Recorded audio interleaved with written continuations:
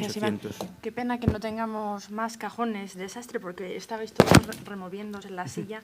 Pero bueno, yo creo que es el turno ahora de hacer preguntas. No tenemos muchísimo tiempo, igual nos da tiempo para 4 o 5. Y por favor os identificáis y decís a quién dirigís la pregunta. Juan de. Sí, yo tenía una pregunta común para todos. Dado que ninguno de los partidos que hay presentes ha decidido compartir la memoria económica que debería acompañar de sus programas electorales, me gustaría que aclararan de la forma más concreta y sucinta posible cuál sería la subida o bajada, en cada caso, de los impuestos, de la recaudación por impuestos y del gasto que prevé llevar a cabo si postulan a la reelección. Bueno, pues como queráis.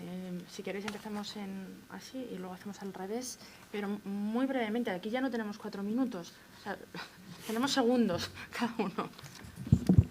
Vamos a ver, nosotros creemos que nuestras propuestas de gastos son todas ellas financiables y por eso precisamente llevamos una rebaja de impuestos más moderada. Nosotros creemos que hay fuentes de financiación que no han sido exploradas. Punto 1, mejora del crecimiento económico. 2, tenemos una bolsa en los tribunales de justicia y especialmente en los tribunales económico-administrativos a la que podríamos ir dando salida y nos puede permitir sacar como 4.000 millones de euros más al año. Creemos, en tercer lugar, que la lucha contra el fraude a través de medidas concretas nos puede dar también más rendimiento y creemos que hay gastos superfluo y duplicidades que también, como se ha demostrado, por ejemplo, cuando hemos entrado en Andalucía, de tal manera que la primera medida económica que tomaría un gobierno de Ciudadanos sería ordenar una auditoría del gasto público y esto nos debería permitir tomar las medidas de gasto que no son tantas que tenemos en el programa electoral. Nosotros consideramos que es viable y que podremos cumplir los objetivos de déficit, que de todas formas va a haber que renegociarlos, pero esperamos tener a final de legislatura unas finanzas públicas saneadas. Manuel, 1 minuto. Sí, mire, nosotros la mejor memoria económica que podemos presentar son unos presupuestos generales del Estado que hemos presentado muy recientemente y que ahí están a la vista de todos, ¿no? Por tanto, que han sido evaluados por la AIREF, que dijo que eran plausibles. Nosotros planteamos unos presupuestos que reducían el déficit al 1,8, elevaban los ingresos, contenían el gasto. Es más, si mire la memoria de la AIREF, los documentos de la AIREF, el año pasado la Administración Central cumplió la regla de gasto por primera vez en mucho tiempo. Por tanto, nuestras medidas tributarias son conocidas, las hemos presentado y si obtenemos la confianza de los españoles irán en esa línea. Tendremos que actualizar el cuadro macroeconómico, pero irán en esa línea, mejorar la progresividad del sistema tributario y introducir nuevas figuras tributarias para adaptarlo a la nueva realidad económica en el ámbito medioambiental, en el ámbito de la economía digital, en el ámbito de la economía financiera, un tipo mínimo para las grandes empresas para que no puedan escaparse de no pagar nada con las deducciones y bonificaciones. Creo que nosotros ya hemos presentado una memoria fiscal que son los presupuestos generales del Estado. Alberto. Sí, bueno, en primer lugar, la regla de gasto la cumplió la Administración General del Estado en el año 2017 también. Las cifras, ¿dónde se financia la bajada de impuestos? Pues ya lo he explicado antes.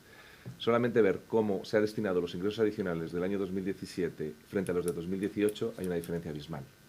En el año 2017 se redujo el déficit público en 14.000 millones ingresando menos de 20.000. En el año 2018 ingresando 26.000 se reduce en 4.000. ¿Por qué? Porque todas las administraciones públicas gobernadas por el Partido Socialista se saltan la regla de gasto. Todas las comunidades autónomas. Hay comunidades autónomas este año que han crecido su gasto por encima del 12 y 13%. La mayoría de las gobernadas por el Partido Socialista han crecido su gasto al 5 y al 6%, cuando la regla de gasto establecía un crecimiento máximo del 2,4%. Si el gasto se contiene y crece por debajo del PIB, ya solamente este año se hubiera creado espacio para una rebaja importante de los impuestos. De hecho, en los últimos 2 ejercicios hay rebajas impositivas y se permitía cumplir perfectamente el objetivo de déficit público. Iván, una sola cosa más. En el año 2017 se reduce el déficit público en 1,5 puntos de PIB. En el año 2018 se reduce en 0,5, habiendo incrementado muchísimo más sus impuestos. Ahí hay espacio para mejorar la eficiencia del gasto de manera muy importante. Iván Ayala, Unidas Podemos. Bueno, vamos, básicamente el incremento que hemos propuesto en términos de gasto se puede financiar no solo con el crecimiento. ¿Sabéis? Los multiplicadores del gasto en clase de economía enseñamos que los multiplicadores del gasto son mayores que los multiplicadores del ingreso, básicamente por la tasa propensión a consumir. Alberto, esto es así, lo siento, pero es lo que tenemos en macro. Pero básicamente, fijaos que sí, en macro de primero, efectivamente. Sí, bueno, y de cuarto también se estiman, en cuarto estimamos los multiplicadores, y efectivamente, bueno.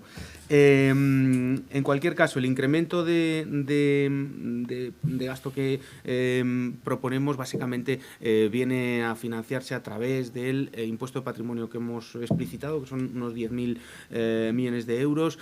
Fijaos que el impuesto de sociedades recauda 20.000 millones menos de lo que recaudaba antes de la crisis, cuando las bases imponibles ya se han recuperado, y por tanto ahí tenemos otro elemento de consolidación. Y por último, la reforma debería ser efectivamente una reforma integral que pudiera modernizar la economía, el modelo productivo a las nuevas economías, como una tasa Google o el impuesto a las transacciones financieras en general. Es decir, una reforma impositiva que incremente la justicia fiscal, que nos permita incrementar a las rentas altas y grandes patrimonios, pero que nos permita reducir el IVA, por ejemplo, a los productos de primera necesidad, o ampliar la cartera de IVA a los productos de necesidad. Y por último, reducir el impuesto de sociedades para las pymes. Ese reequilibrio es lo que estamos proponiendo. Muchas gracias. Bruno. Una pregunta, ¿no? Sí, identifícate, por favor, y a quién se la diriges. Bueno, Bruno Pérez, de La Información. Bueno, a mí me gustaría preguntaros por las pensiones. El diagnóstico de la AIREF, que podíamos compartir todos, entiendo que la autoridad independiente se creó precisamente para esto, prevé que de aquí, creo que es a 2050, simplemente la inercia del sistema de pensiones, la inercia demográfica, va a generar un coste extra de entre 2 y 4 puntos del PIB. O sea, que estamos hablando de entre 25.000 y 50.000 millones. Yo no he escuchado medidas de generación de ingresos o contención de gasto que vaya a permitir absorber este impacto, porque sí que habéis comentado que hay 2 puntos del PIB que nos separan de la media europea. Habrá que ver cuál es la presión demográfica en el resto de los países, ¿no? Pero que se podrían avanzar, que permiten un margen, pero aún así hay otros 30.000 millones por lo menos que se deberían absorber. ¿Cómo pretendéis hacerlo? ¿A quién se la diriges? Pues me gustaría un poco que... Pues bueno, un minuto cada uno. Contesto yo. Empieza Alberto. Vamos a ver.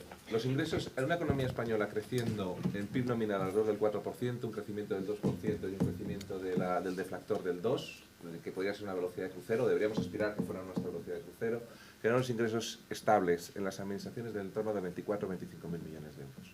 7.000 de ellos, pensiones. La cuestión es, ¿qué hacemos con los demás? Es decir, si nosotros ya reservamos esa cuantía, se puede ir financiando el gasto de pensiones, que es de hecho lo que hemos estado haciendo. En el año 2011 el gasto de pensiones era 50.000 millones menos de lo que hay ahora. Entonces, como he dicho antes, los presupuestos se empiezan haciendo por las pensiones. Y a partir de ahí hay que ajustar el resto de gastos. Lo que no se puede hacer es prometer mantener el gasto en pensiones y simultáneamente aumentar el gasto en todas las demás partidas, porque eso llevan necesariamente, y sobre todo por encima de la regla de gasto, lleva necesariamente a un incremento de imposición. ¿Quién ahora? Bueno, si queréis, básicamente tres grandes ámbitos. El destope que ya he mencionado de las pensiones, el recurso o la complementación el recurso a los presupuestos generales del Estado, y en tercer lugar el incremento o la eliminación de la precariedad salarial, que es un elemento coyuntural que hoy no estamos teniendo en cuenta y que lo hacemos estructural. Es que tenemos que eliminar la precariedad salarial, es decir, esta devaluación salarial de los salarios reales, porque entre otras cosas son las bases de cotización, y por tanto cuanto antes se amplíen esas bases de cotización, antes podremos eliminar este déficit coyuntural que se ha generado básicamente por las dos últimas reformas laborales. Manuel, tú por sí, ejemplo. Mira, la AIREF dice eso y dice muchas más cosas, ¿no? Pero señalaré un par de ellas. La evolución del sistema de pensiones tiene está muy determinada por la evolución del mercado laboral. Por lo tanto, en la medida en que revirtamos las devaluaciones salariales que hemos tenido en los últimos años, eso va a mejorar las cotizaciones. Simplemente en el último año, con crecimiento de cotizaciones interanuales estos meses del 3% y una inflación del 1,5%, estamos creciendo las cotizaciones por encima del 6%. Por tanto, el mercado laboral es muy importante. Las políticas de apoyo a la natalidad serán muy importantes y luego una política que favorezca una migración responsable, como dice la AIREF, que eso puede ayudar. ¿Nosotros qué decimos? En 5 años podemos mejorar, eliminar el déficit actual de la seguridad social. ¿Cómo? Bueno, hay propuestas que están en el diálogo social y en el Pacto de Toledo, que puede ser una mayor separación de fuentes, donde el Estado, a través de los presupuestos generales del Estado, asume toda una serie de medidas que ahora mismo financia la seguridad social y que probablemente son políticas públicas. Hay propuestas, por ejemplo, para hacer un swap entre algún tipo de cotizaciones. Las actuales, esto lo está planteando la AIREF, está también en el diálogo social o en el Pacto de Toledo. Ahora mismo las cotizaciones por desempleo tienen un superávit de 10.000 millones, las cotizaciones por contingencias comunes, en cambio, tienen déficit. Y a medio y largo plazo, pues nosotros planteamos una reforma del sistema del factor de sostenibilidad, sin quitarlo, que puede contener el gasto en 0,6%, pero repartiendo mejor el gasto, un impuesto durante unos años o un incremento de la aportación del Estado, y luego nosotros nos abrimos en consenso a ver si es necesario reformas paramétricas que contengan el gasto. En cualquier caso, el incremento total que dice la AIREF en los próximos 20 años es 2,8 puntos porcentuales con la derogación del IRP. Por tanto, estamos hablando de que nos colocamos en el entorno del 15%.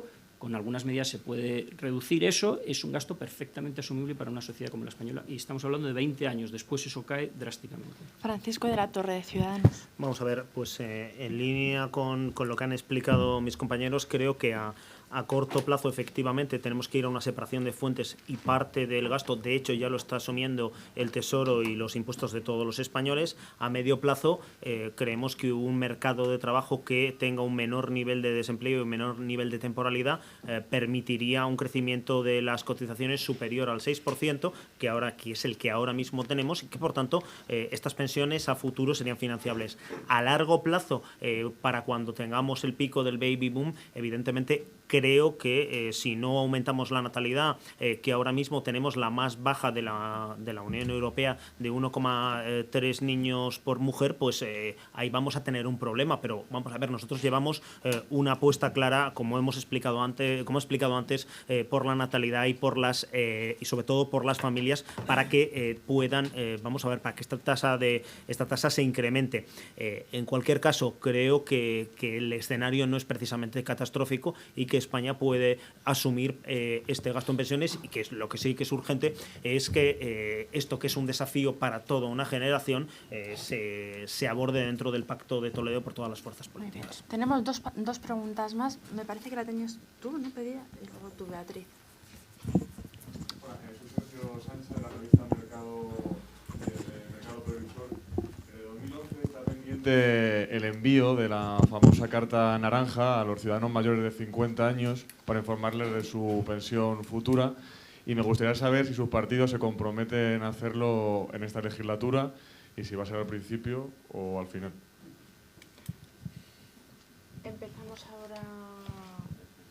Paco, por ejemplo. A nosotros nos parece fundamental que haya una mayor transparencia en las pensiones y saber cuántas, y que cada trabajador, cada futuro pensionista tenga una idea de qué es lo que va a cobrar. Entonces nosotros nos comprometemos a hacerlo. En cualquier caso, sí que hay un simulador informático al que pueden acceder los pensionistas. Es verdad también que la elevada incertidumbre que hay en algunas variables hace que esta cifra sea a día de hoy sea una estimación. Manuel. Mire, nosotros todo lo que sea mejorar la transparencia nos parece bien. Como dice, en estos momentos ya los pensionistas pueden entrar y hacer su simulador y más o menos tener una idea a grosso modo de cuál puede ser su pensión, pero lo que va a tranquilizar realmente a los pensionistas es si podemos resolver el sistema, la sostenibilidad futura, y si llegamos a un acuerdo en el Pacto de Toledo y en el diálogo social. Y como digo, si dejamos de dar mensajes catastróficos respecto a las pensiones. Las pensiones son perfectamente viables hoy y a futuro, eliminando el IRP, que es un desastre. Por tanto, eso es lo que da tranquilidad al pensionista de hoy y el de futuro, saber que va a cobrar su pensión y que su pensión no va a perder poder adquisitivo a lo largo de los años. A ver, la pregunta es sobre la tarjeta, pero bueno, Alberto Nadal. Sí, bueno, por cierto, recordar que el IRP aumenta lo que el IPC o por encima del IPC en el momento que se elimine el déficit estructural de la seguridad social. Entonces nuestra propuesta es la eliminación del déficit estructural de la seguridad social y a partir de ahí el IRP se mueve prácticamente como el IPC. Entonces, esto para dejarlo claro. Transparencia, cuanto más mejor. Y cuanto más conocimiento tengan, mejor. Es más, no solamente de las pensiones, sino también de lo que están cotizando los trabajadores y los empresarios. De hecho, una de nuestras propuestas es que en la nómina aparezca el conjunto de las cotizaciones sociales para que seamos conscientes de cuál es el coste de las pensiones, de cómo se están aportando en el sistema de reparto y de ahí que se puede esperar en el futuro. Iván, de Unidas Podemos. Sí, bueno, no, totalmente de acuerdo en incrementar la transparencia y la necesidad de saber o de tener más información acerca de cuánto vas a cobrar. Evidentemente, si eso se traslada a un acuerdo del Pacto de Toledo y entre ellos los partidos están de acuerdo, pues es algo en lo que estaremos, pero no es, digamos, no es algo que hemos tratado, independientemente de que el incremento de transparencia estamos totalmente de acuerdo. No sabemos si es el instrumento o cualquier otro, pero sí. La última pregunta, Beatriz.